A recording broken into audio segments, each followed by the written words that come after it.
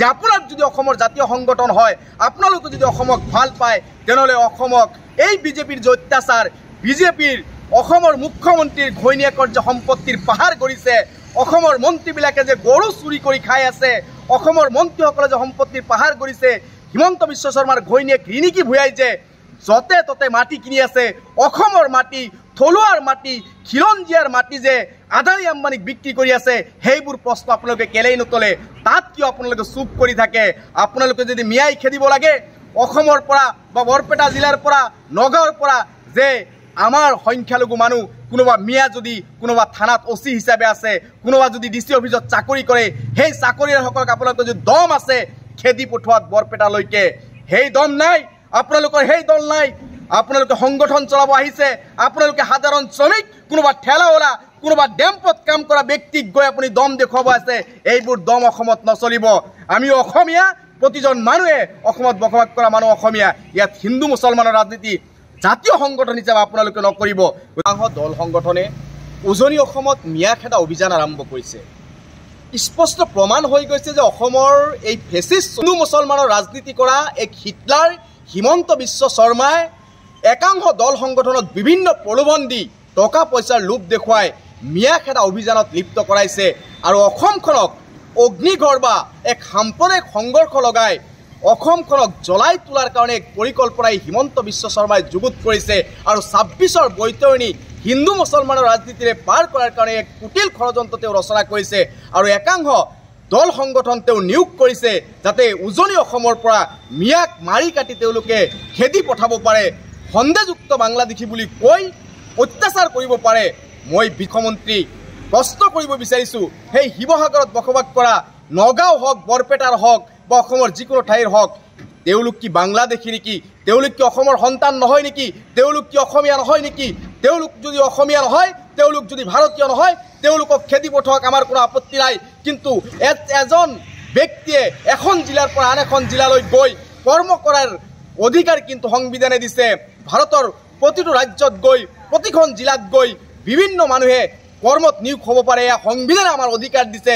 কিন্তু একাংশ দল সংগঠনক দি তেওঁ মিয়াক গালি সপনি পাৰি, দাবী ধমকি দি অত্যাচাৰ কৰি অসমৰ পৰিস্থিতি এক সাম্প্ৰদায়িক সংঘৰ্ষ লগোৱাৰ যি চেষ্টা চলাইছে তাক আমি গৰিহণা দিছোঁ আৰু অসমৰ মুখ্যমন্ত্ৰী ডাঙৰীয়াক সকিয়নি দিছোঁ যে আপোনালোকে যি আৰম্ভ কৰিছে, আপুনি অসমৰ ইতিহাসত এক কলংকিত মুখ্যমন্ত্ৰী হিচাপে চিহ্নিত হৈ ৰ'ব। আপুনি হিন্দু মুছলমানৰ ৰাজনীতি কৰে, আপুনি সংবিধানৰ শপত খাই অসমৰ মুখ্যমন্ত্ৰীৰ দায়িত্ব গ্ৰহণ কৰিছে। অসমত বসবাস কৰা সকলো জাতি জনগোষ্ঠীৰ মানুহ আপুনি সমান চকুৰে চাব লাগিব।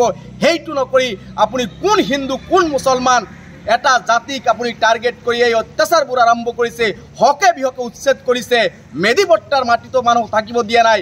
এইবোৰ অত্যাচাৰ বন্ধ কৰিব লাগে আৰু অসমৰ একাংশ দল সংগঠনক মই অনুৰোধ জনাইছোঁ যে আপোনালোকে এই ফেচিষ্ট বিজেপি আৰু হিমন্ত বিশ্ব শৰ্মাৰ চুতলপিত ভুল নাযাব।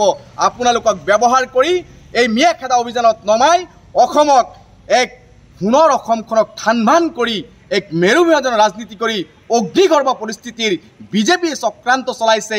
সেই চক্ৰান্তত অসমৰ জাতীয় দল সংগঠন যাতে কোনেও ভৰি নিদিয়ে আৰু কোনোবাই যদি অৰ্থৰ লোভত ভৰি দিছে তেওঁকো মই আহ্বান জনাইছোঁ যে অসমখন শান্তিৰ স্বাৰ্থত এইবোৰ কাম আপোনালোকে বন্ধ কৰক। আজি দেখিছোঁ এটা সংগঠনে বিভিন্ন ঠাইত গৈ ভাড়াঘৰ বিচাৰি কোন মানুহে ভাড়া দিছে মিয়াক সেই বিচাৰি অভিযান চলাইছে আৰু দাবী ধমকি দি আছে। এইবোৰ কাণ্ড কাৰখানা বন্ধ কৰক আৰু সেইবোৰ দল সংগঠনক মই প্ৰশ্ন উত্থাপন কৰিছোঁ যে আপোনাৰ যদি অসমৰ জাতীয় সংগঠন হয়, আপোনালোকে যদি অসমক ভাল পায়, তেনেহ'লে অসমক এই বিজেপিৰ যে অত্যাচাৰ, বিজেপিৰ অসমৰ মুখ্যমন্ত্ৰীৰ ঘৈণীয়েকৰ যে সম্পত্তিৰ পাহাৰ গঢ়িছে, অসমৰ মন্ত্ৰীবিলাকে যে গৰু চুৰি কৰি খাই আছে, অসমৰ মন্ত্ৰীসকলে যে সম্পত্তিৰ পাহাৰ গঢ়িছে, হিমন্ত বিশ্ব শৰ্মাৰ ঘৈণীয়েক ৰিণিকী ভূঞাই যে য'তে ত'তে মাটি কিনি আছে, অসমৰ মাটি, থলুৱাৰ মাটি, খিলঞ্জীয়াৰ মাটি যে আদানী আম্বানীক বিক্ৰী কৰি আছে, সেইবোৰ প্ৰশ্ন আপোনালোকে কেলেই নতলে? তাত কিয় আপোনালোকে চুপ কৰি থাকে? আপোনালোকে যদি মিয়াই খেদিব লাগে অসমৰ পৰা বা বৰপেটা জিলাৰ পৰা, নগাঁৱৰ পৰা, যে আমাৰ সংখ্যালঘু মানুহ কোনোবা মিয়া যদি কোনোবা থানাত অচি হিচাপে আছে, কোনোবা যদি ডিচি অফিচত চাকৰি কৰে, সেই চাকৰিয়ালসকলক আপোনালোকৰ যদি দম আছে খেদি পঠোৱাত বৰপেটালৈকে, সেই দম নাই আপোনালোকৰ, সেই দল নাই। আপোনালোকে সংগঠন চলাব আহিছে, আপোনালোকে সাধাৰণ শ্ৰমিক, কোনোবা ঠেলাৱালা, কোনোবা ডেম্পত কাম কৰা ব্যক্তিক গৈ আপুনি দম দেখুৱাব আছে, এইবোৰ দম অসমত নচলিব। আমি অসমীয়া, প্ৰতিজন মানুহে অসমত বসবাস কৰা মানুহ অসমীয়া। ইয়াত হিন্দু মুছলমানৰ ৰাজনীতি জাতীয় সংগঠন হিচাপে আপোনালোকে নকৰিব। গতিকে আপোনালোকক শেষৰবাৰৰ কাৰণে অনুৰোধ জনাইছোঁ, অসমখন যিহেতু আমাৰ অসম, এইখন অসমক যিহেতু আমি সকলোৱে ভাল পাওঁ, জাতীয় দল সংগঠন আপোনালোকেও ভাল পায়, অসমখনৰ পৰিস্থিতি যাতে কোনো পৰ্যায় সাম্প্ৰদায়িক সংঘৰ্ষলৈ ৰূপান্তৰিত নহয়, অসমখন যাতে অগ্নিগৰ্ভ পৰিস্থিতি নহয়, আপোনালোকে চুটলিপিত কাম কৰা বন্ধ কৰক। আপোনালোকক আহ্বান জনাইছোঁ। আৰু শান্তিৰ অসমত সকলো মানুহক শান্তিৰে জীয়াই থাকিবলৈ দিয়ক। এইবোৰ ৰাজনীতি বন্ধ কৰক, বিজেপিৰ চুটলিপিত কাম কৰা বন্ধ কৰক। আৰু অসমৰ মুখ্যমন্ত্ৰীকো শেষবাৰৰ বাবে সকিয়াই দিছোঁ, এইবোৰ হিন্দু মুছলমানৰ ৰাজনীতি বন্ধ কৰক। আৰু নৰেন্দ্ৰ মোদী ডাঙৰীয়াক মই আহ্বান জনাইছোঁ, আপোনাৰ পুষ্যপুত্ৰ সদৃশ এই হিটলাৰ হিমন্ত বিশ্ব শৰ্মাক নাকি নগক, নহ'লে অন্যথা এদিন আপোনাৰ সেই গাদীলৈ হিমন্ত বিশ্ব শৰ্মা চকু দিব। গতিকে এইখিনি কথা কৈ আকৌ এবাৰ অসমৰ প্ৰতিটো দল সংগঠনক শান্তিৰ অসমক শান্তিৰে থাকিবলৈ দিয়াৰ আহ্বান জনাইছোঁ।